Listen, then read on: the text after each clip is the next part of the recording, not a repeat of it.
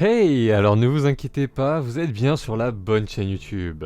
Et comme vous avez pu le voir, j'ai enfin rattrapé les scans d'Attack on Titan ou Shingeki no Kyojin. Et ouais, je sais, c'est beau.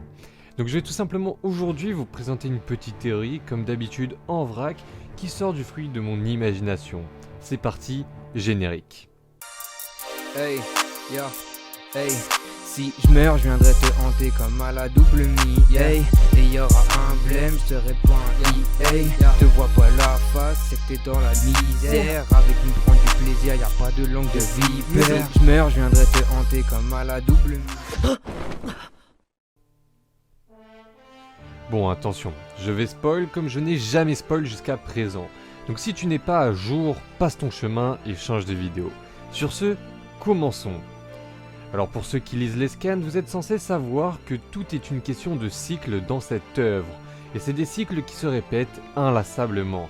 Ce qui fait sens d'ailleurs une fois que nous savons qu'Eren a pu influer sur le passé mais aussi sur le futur. Mais bon, ça, tout le monde le sait. Si Isayama est un génie du foreshadowing, ce serait obvious que dès le premier tome ou épisode, nous ayons eu des indices concernant la fin de SNK afin de montrer que la boucle est bouclée. Je dis ça parce que depuis des années, il y a une scène qui me tracasse et qui m'obsède dans cette œuvre. Et c'est tout simplement le rêve prémonitoire qu'Eren fait au début de l'histoire, dû au pouvoir de l'assaillant.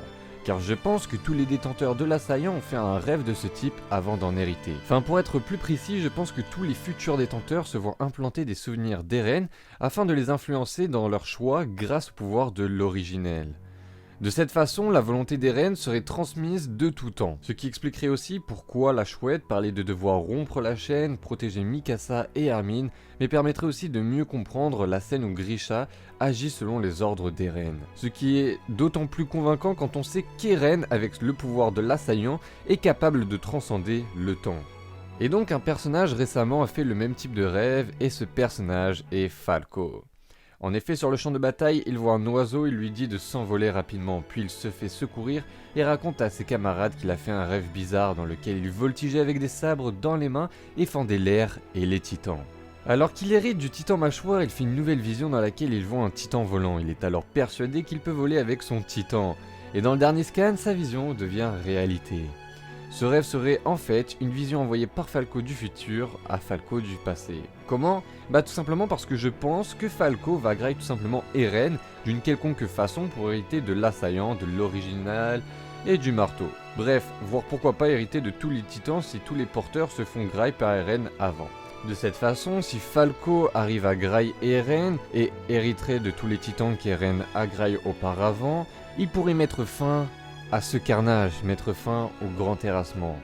Et selon moi, dans un dernier élan de vie, Eren mettra en place un plan afin qu'à toutes les époques, les futurs possesseurs de l'assaillant se voient hériter de ses souvenirs et de ses convictions, répétant ainsi la même boucle, créant ainsi une histoire sans fin, transcendant l'espace et le temps.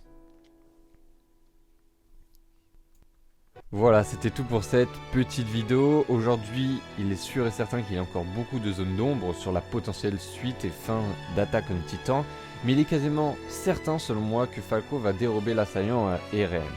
Sur ce, je vous donne rendez-vous pour une prochaine vidéo. C'était Kurohashi Jana, et bien évidemment, bonne année à vous tous. Salut!